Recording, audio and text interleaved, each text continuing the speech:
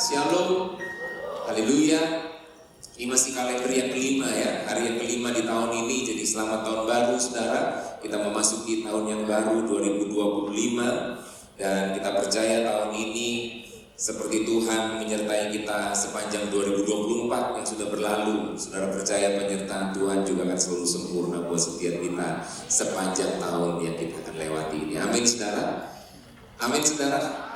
Haleluya. Saudara, tahun ini kita akan masuk dalam tema ini, saudara, the year of preparation, yaitu kita dipersiapkan lebih lagi di dalam Tuhan. Persiapkanlah di padang gurun jalan untuk Tuhan, luruskanlah di padang belantara jalan raya bagi Allah kita. Setiap lembah harus ditutup, setiap gunung dan bukit diratakan, tanah yang berbukit harus menjadi tanah yang rata dan tanah yang berlekuk-lekuk menjadi dataran. Maka kemuliaan Tuhan akan dinyatakan dan seluruh umat manusia akan melihatnya bersama-sama. Sungguh Tuhan sendiri yang telah mengatakannya. Jadi saudara, kita akan dipersiapkan sepanjang tahun ini saudara, karena itu buka hati lebih lagi, buka hidup kita lebih lagi supaya kita semakin disempurnakan di dalam Tuhan dan kita semakin menuju pada kedewasaan seturut dengan apa yang Tuhan mau. Satu hari kelak saudara, kalau kita sudah mati, nanti yang mati dipanggil duluan, kita akan ketemu dengan Tuhan. Yang masih hidup kita akan dipindah dari tubuh jasmani kepada tubuh kemuliaan kita bersama-sama dengan Tuhan. Setuju katakan amin.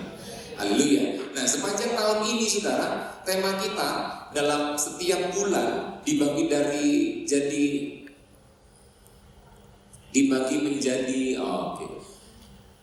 4 musim saudara. Ada clearing the path, leveling the mountain, building the highway of holiness, the king is coming. Itu 4 season kita. Dan setiap bulan ada tema-tema di sana, sudah bisa baca. Restoring relationship yang bulan ini kita akan belajar bersama-sama. Februari sampai Desember nanti kita menutup tahun dengan living a life of readiness. Jadi saudara, kencangkan sabuk pengaman, karena saya percaya kita akan mengalami pengalaman baru bersama dengan Tuhan sepanjang tahun ini. Berikan tepuk tangan dulu buat Tuhan kita. Haleluya ya.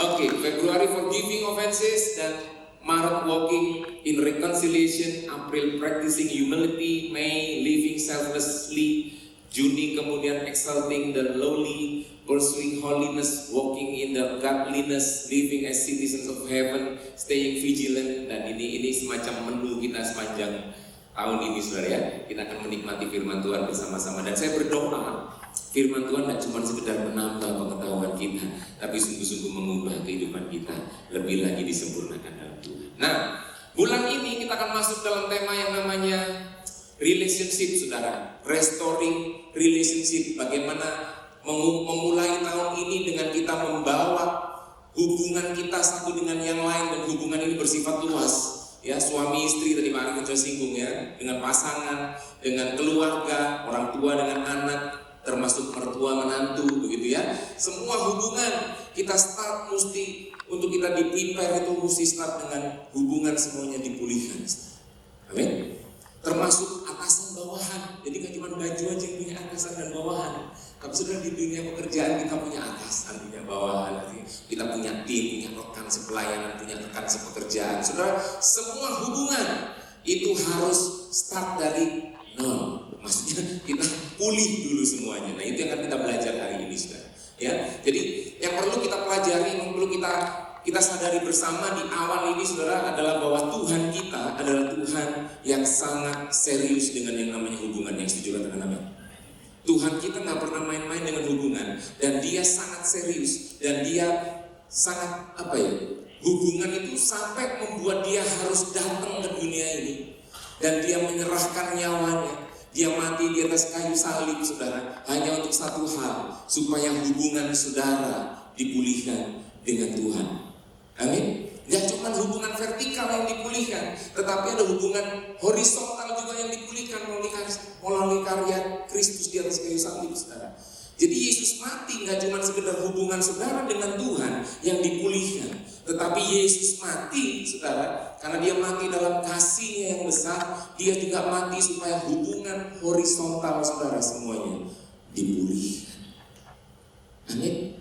Makanya saudara begini, Yesus Yesus itu melakukan inisiatifnya sampai maksimal Yaitu apa? Dia memberikan dirinya mati di atas kayu salib supaya hubungan saudara restore, supaya hubungan saudara pulih dengan Tuhan, pulih. Hubungan dengan Tuhan yang gak mungkin dipulihkan, itu mungkin dipulihkan karena korban Kristus. Darahnya yang kudus untuk menyucikan kita, ya kan? Karena itu tidak ada hubungan horizontal, saudara saya kasih tahu.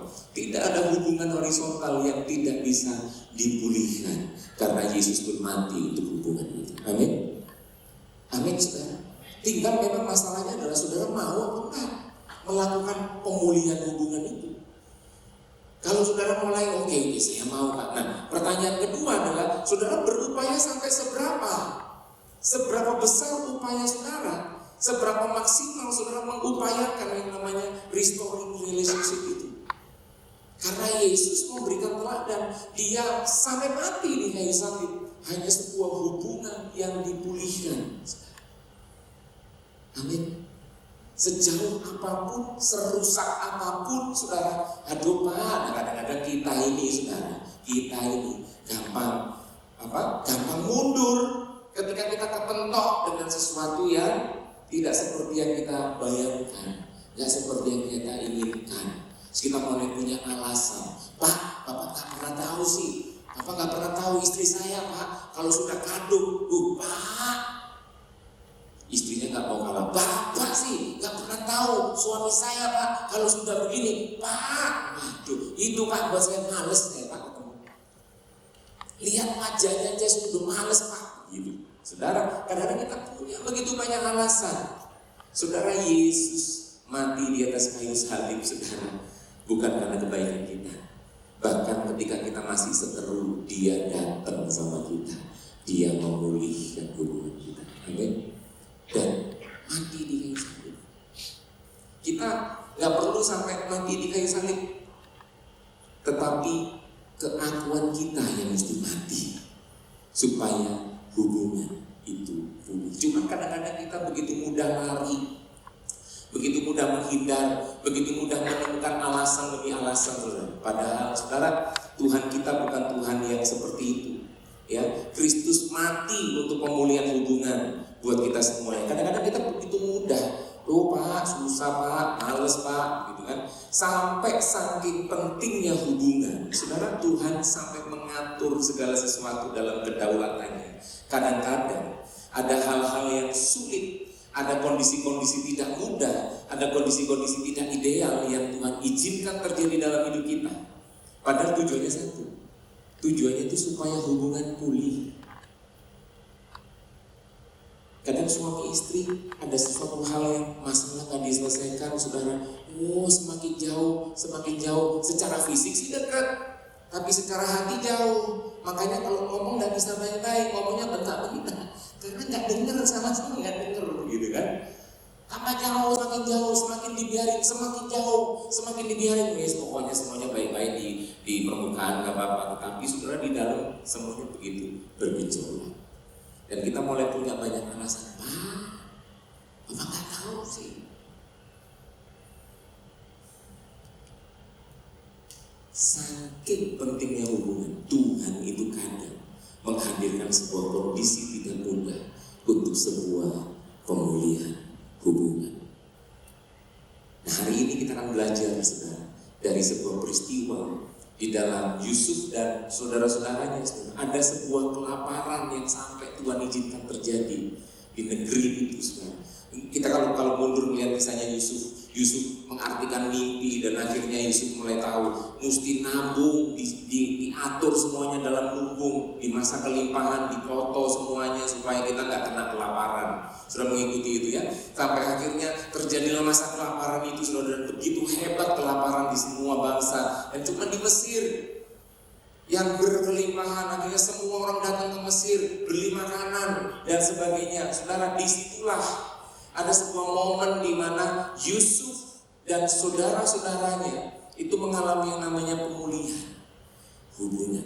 Nah, kita akan belajar bersama bagaimana kita mengalami pemulihan hubungan itu dalam kehidupan kita. Kita baca dulu ayat ini. Di dalam Kejadian 42 ayat 21, ini waktu itu Yusuf sudah menjadi orang kedua di Mesir.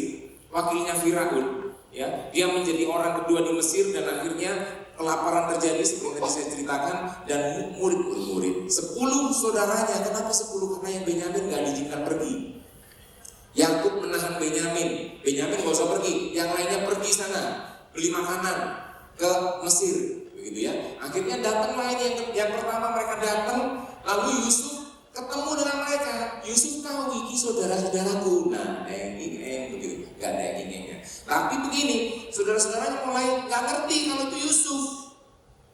Tapi Yusuf mulai ngerti, oh ini saudara-saudaraku. Akhirnya saudara, singkat cerita, Yusuf mulai ngomong, kamu dari mana? Gitu, dengan nada agak sedikit tinggi, gitu ya, nyentak gitu. Karena kan Yusuf dia orang terhormat, saudara di situ. Kamu dari mana? Oh, beli makanan, begitu kan? Sampai akhirnya saudara, singkat ceritanya dia itu dimasukkan penjara. 10 saudaranya dimasukkan penjara selama 3 hari di penjara. Nah, peristiwa ini yang saya baca ini 21 sampai 22 terjadi itu di dalam penjara.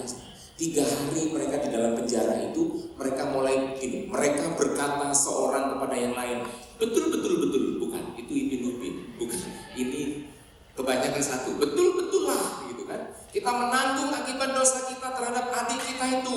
Bukankah kita melihat bagaimana sesak hatinya ketika ia memohon belas kasihan kepada kita, tetapi kita saya tidak mendengar, saudara. Tetapi kita tidak mendengar. Jadi mereka saling ngomong satu dengan yang lain. Kamu sih betul begitu kan? Itu permohonannya kita nggak mendengar permohonannya. Itulah sebabnya kesesakan ini menimpa kita. 22 Ruben, anak paling tua, anak nomor 1. Di sini anak nomor 1 katakan apa? Ini banyak ya. Anak nomor 1 bilang begini, bukankah dahulu kukatakan kepadamu jangan kamu berbuat dosa terhadap anak itu, tetapi kamu, sekali lagi saudara, ketemu dengan kata ini, tidak, apa? Kamu sudah dengar. Kamu sudah mendengar perkataanku, sekarang darahnya dituntut daripada kita. Soalnya mereka menyadari sudah dalam keterpurukannya mereka. Di penjara 3 hari, baru 3 hari itu sudah membuat mereka gonjang-ganjing. Cuman kelaparannya sudah mereka rasakan, begitu ya. Mereka kena kelaparan itu, mereka datang ke Mesir, ketemu dengan Yusuf, mereka nggak ngerti itu Yusuf, masuk penjara. Di situ mereka mulai senggol-senggolan satu dengan yang lain. Ini gara-gara dulu. Dia sudah merengek-rengek, mohon besar, cuma begini kita nggak dengar. Saudara sadar nggak? Kadang-kadang masalah dalam sebuah relationship itu adalah ketidakmampuan kita untuk mendengar. Amin. Suami istri tuh saling ngobrol sih, cuma nggak kedengaran sampai kedalaman hatinya sebenarnya maksudnya apa begitu. Karena suami istri sudah sekalipun tidur satu bantal, bukan berarti pikirannya langsung nyambung, enggak. Nyambung itu memang mesti ngobrol dari hati ke hati. Makanya ada istilah ngobrol dari hati ke hati. Jadi mendengarnya tidak cuma sekedar mendengar apa yang keluar dari mulut, tetapi dengarkan apa yang keluar dari hati. Amin. Jadi hal pertama saudara yang dilakukan oleh saudara-saudaranya Yusuf sehingga terjadi yang namanya relationship itu adalah ada restoring relationship adalah yang pertama ada introspeksi saudara. Mereka mulai mendengar dan mereka mulai menyadari. Mereka mendengar, mereka mulai sadar, iya ya, gara-gara kita dulu gak mau dengerin Yusuf. Gara-gara itu, saudara, apa yang kadang-kadang buat kita gak mendengar saudara dalam sebuah relationship? Ada suara emosi yang lebih keras berbicara. Sehingga ketika orang yang mungkin atasan kita, mungkin mereka rekan sepelayanan kita, mungkin itu juga satu tim dengan kita, kadang anak-anak kita, ketika mereka ngomong sesuatu hal, kita nggak dengar. Secara telinga kita dengar mungkin, tetapi secara hati kita nggak nangkep maksudnya mereka. Kenapa? Karena hati kita sendiri sibuk dengan perasaan kita. Ada emosi yang meluap-luap, ada perasaan gak terima, belum tahu ya, aku ini siapa, gitu ya. Ada perasaan sendiri saudara, ada emosi, ada ego, ada kesombongan yang merasa diri aku ini yang paling benar, aku ini yang paling benar gitu. Ada hal-hal yang menutup telinga kita, ada pemikiran kita sendiri. Menurutmu aku yang benar. Padahal hubungan bukan tentang salah atau benar. Hubungan tentang bagaimana kita saling merespon satu dengan yang lain. Amin. Jadi kadang itu yang membuat kita nggak dengar suara orang yang bermasalah dengan kita, bermasalah dengan kita. Karena itu saudara, 10 saudara-saudaranya Yusuf mulai senggol-senggolan satu dengan yang lain. Kita sangat dengar iya. Cuma nasi sudah menjadi bubur. Nasi sudah jadi bubur, saudara. Mereka sudah, Yusuf sudah dianggap mati. Yusuf sudah dianggap mati. Mereka nggak tahu yang mereka hadapi adalah Yusuf. Saudara, coba periksa sebentar bagaimana hati kita ketika kita saling ngobrol dengan pasangan kita. Bagaimana hati kita ketika kita ngobrol dengan anak-anak. Bagaimana hati kita ketika kita ngobrol dengan rekan sepelayanan kita. Kalau kita punya hati yang terbuka, hati yang terbuka itu membuat kita bisa, saudara, belajar menempatkan diri di posisinya lawan bicara kita. Kita mulai bisa ngerti, oh maksudnya itu ya. Wah, kita kalau dengerin emosi, perasaan kita, gak terimanya kita, saudara, boro-boro kita bisa menempatkan diri di situ. Kita aja udah bingung dengan gak terima dengan pendapatnya dia. Enggak, menurut ini loh yang benar kayak gini. Loh, kamu mestinya begini. Loh, yang di sini juga gak mau kalah. Loh, kamu yang mestinya begini. Nah, terus yang begini siapa? Sama-sama kepingin begini. Iya kan? Gak ada yang mau begini, padahal sama-sama ngomong kamu mestinya begini. Loh, kamu juga mestinya begini. Gak ada yang mau begini. Iya kan? Nah, Efesus 4 ayat 30 makanya bilang begini, janganlah kamu mendukakan Roh Kudus. Kadang suara yang didiamkan termasuk kita gak mau dengar, gak cuma sekedar pasangan kita atau orang yang bermasalah dengan kita, tetapi suara Roh Kudus kadang-kadang sampai gak denger. Kamu tahu gak dia itu mengasihi kamu? Gak denger. Roh Kudus kasih tahu, kamu mesti ngampuni, kamu mesti mengasihi. Suami mengasihi istri, yang istri kamu mesti menghormati suami. Gak bisa dengar, saudara. Dan saudara sadarkan ketika kita gak mendengar Roh Kudus berduka. Roh Kudus berduka. Jangan kamu mendukakan Roh Kudus yang telah memeteraikan kamu menjelang hari penyelamatan. 31. Segala kepahitan, kegeraman, kemarahan, pertikaian dan fitnah. Alkitab bilang apa? Baca bersama yang tulisan kuning. 2, 3. Hendaklah dibuang dari antara kamu. Demikian pula segala kejahatan. Taruh ego, emosi meledak-ledak, rasa tidak terima, rasa-rasa itu semua, saudara, rasa yang pernah ada bisa begitu. Taruh itu semua, saudara. Ego kita merasa diri paling benar, taruh itu, saudara. Cuman itu yang membuat kita bisa buang semua itu, saudara. Yang itu membuat kita Roh Kudus kita bisa dengar. Roh Kudus kita bisa dengar. Introspeksi diri. Ada hal yang aku juga harus perbaiki, ada hal yang aku juga harus ubah dalam hidupku. Dan semuanya harus saling dilakukan seperti ini. Introspeksi diri, itu yang terjadi. 10 saudara-saudaranya Yusuf mulai senggol-senggolan makan. Amin. Coba senggol-senggolan sedikit. Ayo, saling dengarin. Yang boleh juga gini kan. Amin, saudara. Senggol-senggol sedikit, akhirnya kita mulai saling mendengar satu dengan lain. Yang kedua, saudara, kita belajar apa? Nah, saudara, kisahnya dilanjutkan sampai akhirnya 10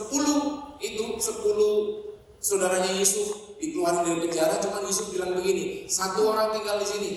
Karena mereka mulai menceritakan, waktu dituduh kamu tuh mengintai, kamu mau mencuri di sini, kamu mengintai bagaimana keamanan kita. Enggak Pak, kami keluarga baik-baik. Kami tuh anaknya Yakub dan kami 12 bersaudara. 1 sudah meninggal, tinggal yang bungsu, gak diizinkan pergi sama bapak kami, begitu. Jadi kami ber-10 datang ke sini, wah kamu bohong, gitu kan. Sampai akhirnya Yusuf bilang, ya wes, untuk membuktikan kamu gak bohong, balik ke sana, bawa ke sini yang si bungsu. Si bungsu kan memang seibu sama Yusuf, ya, si Benyamin. Akhirnya yang ditinggal si Neon, Salah satu saudaranya, Simeon yang ditinggal, 9 suruh pulang saudara. Bawa ke sini adikmu yang paling kecil, supaya memang terbukti kamu gak bohong. Wis dibawain gandum, dibawain macam-macam, termasuk uangnya dikembalikan di karungnya mereka. Singkat cerita mereka pulang, mereka ketemu dengan Yakub. Waduh, Yakub mulai, anakku yang paling anakku sayangnya juga mati. Sekarang Simeon juga sudah gak ada. Aduh, gimana ini begitu? Aduh, begitu ya. Sampai akhirnya mereka mulai makan, mereka mulai habis. Karung di dalam karung mereka mulai nemu uangnya dikembalikan ternyata begitu ya. Cuman persediaan habis. Balik lagi sana, begitu diperintahkan balik lagi sana ya itu. Akhirnya mereka menjelaskan kalau itu beneran orangnya itu kita mesti bawa Benyamin.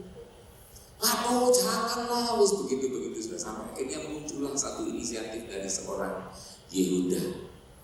Saudara tahu kisah Yusuf untuk menyelamatkan Yehuda menjadi jalur keturunannya Yesus, ya kan? Bukan Yusuf cuma dipakai untuk menyelamatkan kehidupan saja begitu ya.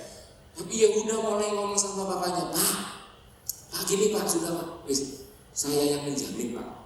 Cuman kita kalau balik sana itu memang harus bawa Benyamin Pak. Cuman nanti saya yang menjamin Benyamin kalau ada apa-apa saya yang bertanggung jawab. Begitu sih.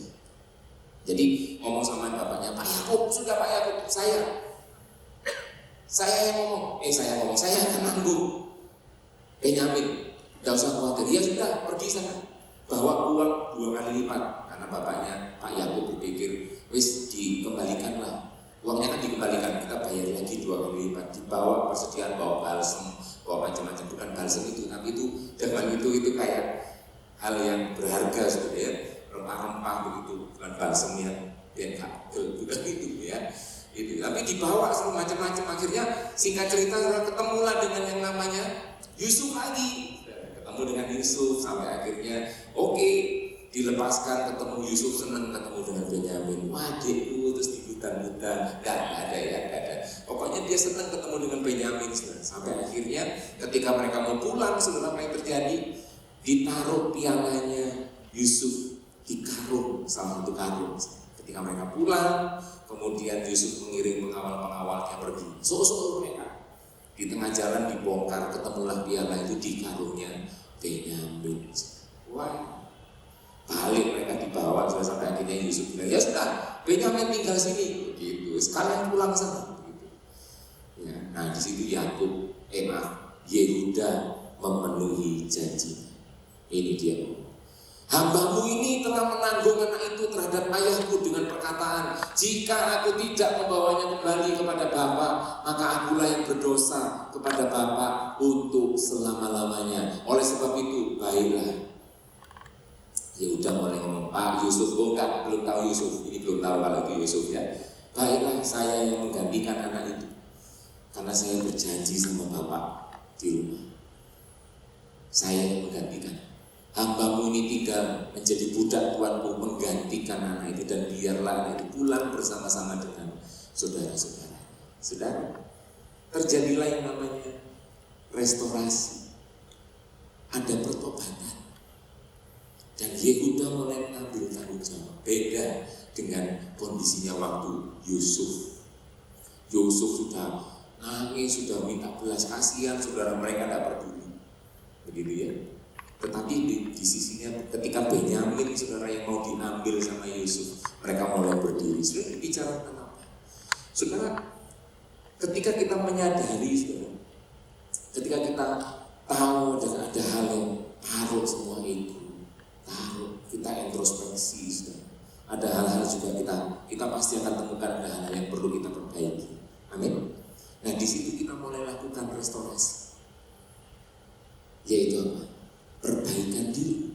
Kita mesti memperbaiki diri kita. Apa yang belum saya lakukan? Apa yang kurang untuk saya lakukan? Apa yang mungkin terlalu banyak? Apa mungkin yang terlalu mengambil waktu saya? Apa yang mungkin terlalu mengambil perhatian saya? Apa yang mungkin itu buat keinginan saya? Apa itu yang saya membuat saya tidak peduli dengan yang lain? Pokoknya tentang saya. Hal apa ya? Begitu. Saudara, harus mulai dilakukan perbaikan dan ambil tanggung jawab untuk mulai melakukan perubahan. Tetapi saudara, perubahan gak akan bisa tanpa ada namanya kesadaran. Setuju? Anak yang hilang itu dia memutuskan untuk kembali. Anak yang hilang habis, Tuhan izinkan kondisi tidak nyaman, saudara. Habis semua hartanya, dia sampai harus makan, hampir mau makan makanannya babi. Dan dia ingat bapaknya yang di rumah itu, orang-orang yang ikut bapaknya tidak pernah makan makanan kayak gini, makan yo enak-enak. Doa kok cik nemeni aku ki anake, kok cik nemeni ya. Saudara, ada kondisi yang tidak mudah. Tujuannya satu, pemulihan hubungan. Anak hilang ini hilang. Anak hilang ini sadar, saudara, bahwa kok cik nemeni posisiku ya. Akhirnya dia mulai restorasi. Dia balik sama bapaknya. Dia mengerti, dia menyadari, dan dia tahu ada hal yang harus berubah dari dirinya. Sampai akhirnya waktu dia balik sama bapaknya, sebenarnya prinsipnya cuma satu. Lek bapakku tidak mau terima, tidak apa-apa wes, aku tak kerja ikut bapakku. Anak yang hilang itu sampai begitu. Aku tak kerja ikut bapakku, orang kerja ikut bapaknya itu tidak kelaparan, tidak makan makanannya babi. Dan dia menetapkan langkahnya untuk dia mau cari bapaknya balik. Amin, saudara. Itu yang harus kita lakukan. Dan bertobat itu bukan sesuatu hal yang ketika kita minta ampun, Tuhan ampuni aku bersalah, selesai. Enggak. Pertobatan itu bukan itu. Pertobatan itu menyadari kesalahan, saudara. Lalu kemudian berbalik untuk melakukan apa yang benar, apa yang berkenan di hadapan Tuhan. Amin. Mungkin suami menyadari ada hal yang sudah lakukan, tidak berfungsi. Di kantor mungkin ada hal yang kita tahu, ada hal-hal yang kurang lakukan maksimal di kantor sepertinya, sehingga mengalami hal yang seperti ini. Di dalam pelayanan mungkin kita perlu menyadari ada hal-hal yang aku belum lakukan maksimal dalam pelayanan seperti ini.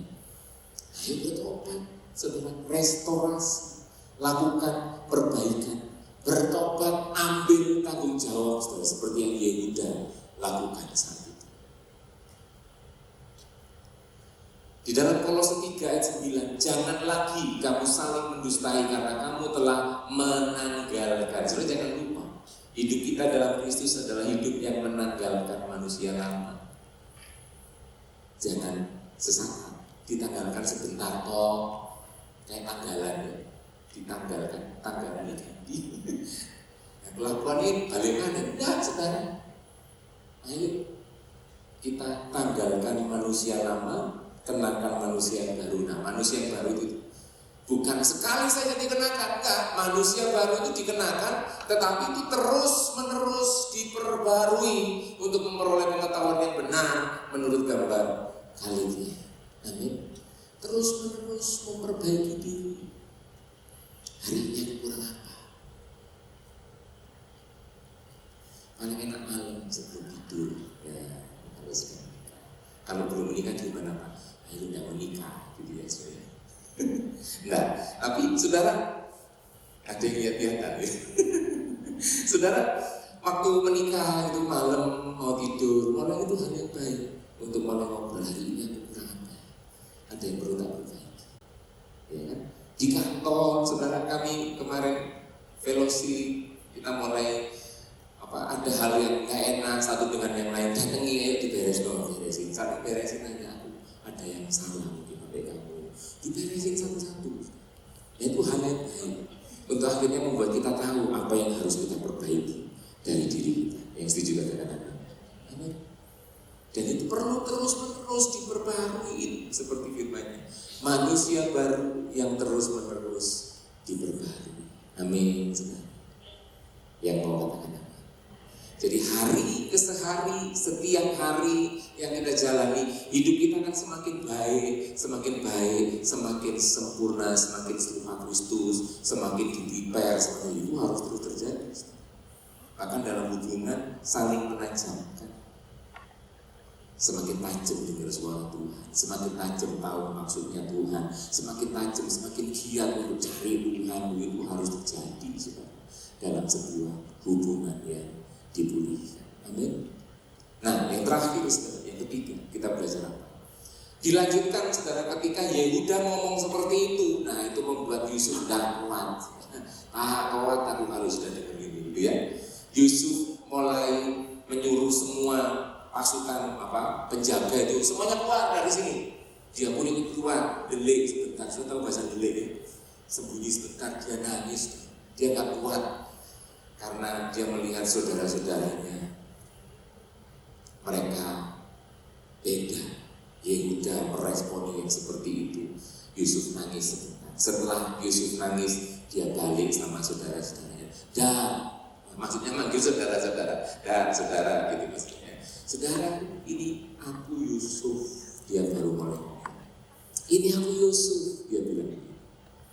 Aku Yusuf yang kamu sudah buang.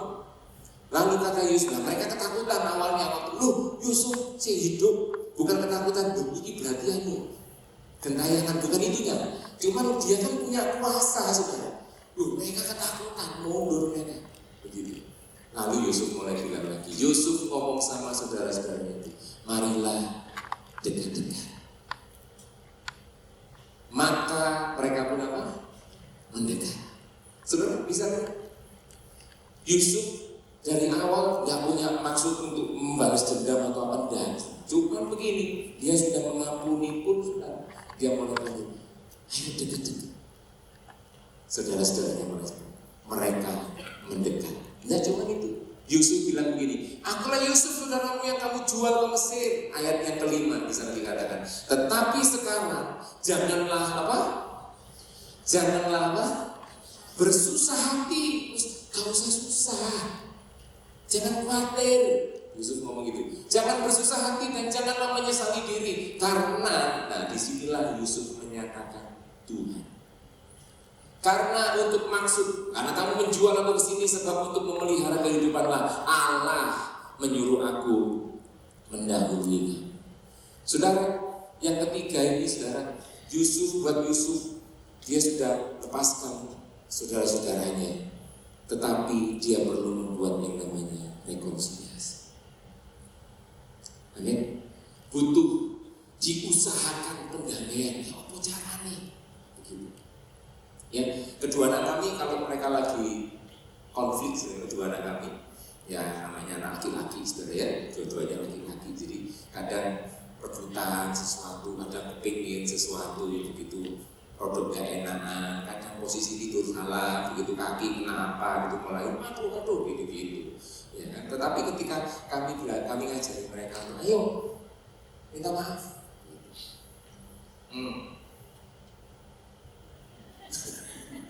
Itu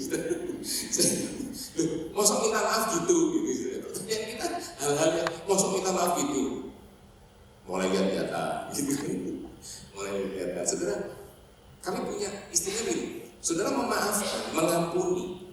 Ya, kita dengan orang lain misalnya, dengan pasangan kita, dengan siapapun itu.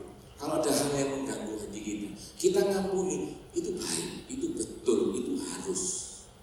Tetapi saudara, itu masih separuh dari kebenaran yang harus kita lakukan. Wah, tadi ayatnya yang Pak Arifin bahas.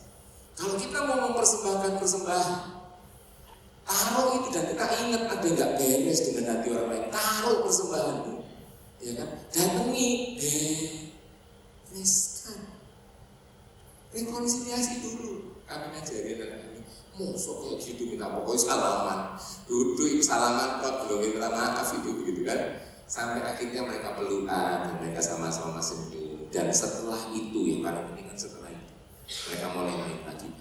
Ya itu berarti sudah selesai. Berarti sudah oke ya, kayak di SPBU. Mulai dari nol ya, gitu. Ya kan? Jadi selesai. Mereka senyum lagi, mereka main lagi, mereka have fun lagi, mereka begitu lagi. Bukannya situ ini, situ iromo, enggak kayak gitu. Yang namanya rekonsiliasi ya selesai. Benar-benar selesai. Memang kadang-kadang untuk menyelesaikan ada kondisi-kondisi yang meledak-ledak misalnya begitu. Lah kamu sih begitu. Kadang-kadang kita yang rodok, kadang-kadang yang ogah kan seperti ini. Tetapi rekonsiliasi itu harus. Yusuf mendekati mereka, dan mereka pun memberi diri mendekat. Dan akhirnya terjadilah kemuliaan Tuhan dinyatakan di situ. Amin. Nah ini namanya restorasi, pemulihan hubungan. Ini yang harus terjadi. Poin yang pertama, introspeksi diri kita. Amin. Yang kedua, restorasi. Ayo perbaiki diri. Bagaimana aku bisa lebih baik? Bagaimana aku bisa menjadi pribadi the better of me, better version of me, itu harus terjadi. Karena sadar nggak saudara? Tuhan menempatkan orang bersama-sama dengan kita. Tujuannya itu juga salah satunya adalah membuat kita menjadi pribadi yang lebih baik. Kadang mereka menasihati kita, menegur kita, semuanya jadi lebih baik. Amin. Lalu rekonsiliasi. Disitulah saudara, ketika kita bisa melakukan rekonsiliasi ini, mengusahakan pendamaian, disitulah Allah bisa dinyatakan. Ayatnya Roma 12:17 di sana dikatakan, janganlah membalas kejahatan dengan kejahatan, lakukanlah apa yang baik bagi semua orang, termasuk orang-orang yang menyakiti kita, menganiaya kita, mengecewakan kita. Berbuatlah baik, lakukanlah apa yang baik bagi semua orang sedapat-dapatnya. Kalau hal itu bergantung padamu, jangan. Di kisahnya Yusuf, bergantung pada Yusuf karena Yusuf sebagai orang yang berkuasa di situ di Mesir. Sedapat-dapatnya kalau itu bergantung kepadamu. Kalau itu bergantung kepada saudara semua di tempat ini, saudara, firman Tuhan, hiduplah dalam apa? Berdamai. Amin. Lakukan rekonsiliasi. Ngapain saya mesti minta maaf Pak? Saya nggak salah kok. Ini bukan tentang cari siapa yang salah, siapa yang nggak salah. Ini tentang bagaimana kita mengusahakan hidup dalam berdamai. Amin. Suami istri kalau hidup harmonis bersama gandengan tangan, sudah percaya nggak itu menyatakan pribadi Tuhan dinyatakan, dan kemuliaan Tuhan yang dinyatakan. Hiduplah dalam perdamaian dengan semua orang. Saya tutup dengan dua ayat. Saya akan musik leader pemain musik. Saudara, ini ayat tema kita bulan ini, Markus 11 ayat 25. Dan jika kamu berdiri untuk berdoa, ampunilah dahulu sekiranya ada barang sesuatu dalam hatimu terhadap seseorang, supaya juga Bapamu yang di surga mengampuni kesalahan-kesalahanmu. Start with yourself. Mulai dengan diri kita. Ingat tadi, introspeksi, restorasi, itu dua hal yang kita bisa lakukan sendiri dalam diri kita. Lakukan, ampunilah dulu sekiranya ada barang. Kita mesti lakukan sesuatu lebih dulu, ya kan? Ampunilah dulu sekiranya barang sesuatu dalam hatimu terhadap seseorang, supaya juga Bapamu di surga mengampuni kesalahanmu. Waktu kita mulai punya introspeksi, restorasi, sudah setuju kan? Tuhan akan campur tangan di situ, menguatkan kita, memampukan kita untuk kita menjadi pribadi yang lebih baik. Nah, Roma 7 ayat 7, sebab itu terimalah satu dengan yang lain. Jangan kita gak menerima orang lain, terimalah satu dengan yang lain.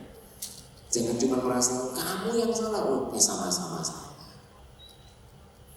Jadi saya juga harus terbuka, yang di sana juga harus terbuka, sama-sama terbuka. Tujuannya satu, pemulihan hubungan. Amin. Dan saudara, ketika itu semuanya terjadi, dalam kisahnya Yusuf tadi, rekonsiliasi terjadi, semuanya baik, malah bapaknya semua diboyong semua ke Mesir, ya, sampai akhirnya mereka hidup di Goshen. Dan saudara tahu cerita selanjutnya, di Goshen itu 10 tulah terjadi, tanah Goshen bebas dari tulah, karena apa? Tuhan memberkati semuanya ada di sana. Saudara mau hidup dalam berkat Tuhan. Sepanjang 2025 kita nggak pernah tahu apa yang terjadi. Sepanjang tahun ini kita nggak tahu hal-hal apa yang akan menanti di depan kita. Tetapi yang kita tahu dan kita percaya, waktu kita terus menjaga hati kita sekarang, rekonsiliasi satu dengan yang lain, bahwa hubungan ini sama-sama dalam kasih Tuhan. Saudara, berkat Tuhan mengalir melalui kehidupan kita. Amin. Jadi hari ini kita belajar, mari kita introspeksi, restorasi, dan rekonsiliasi, supaya hidup kita menjalani tahun ini senantiasa ada kasih Tuhan, ada penyertaan Tuhan, ada berkat Tuhan selalu mengalir di keluarga kita, lebih luas lagi dalam pekerjaan kita, dalam pelayanan kita, dan dimanapun kita berada, kita semuanya boleh senantiasa menjadi berkat. Yang mau saya undang semuanya bangkit berdiri bersama-sama. Kita naikkan pujian dan kita akan masuk dalam perjamuan.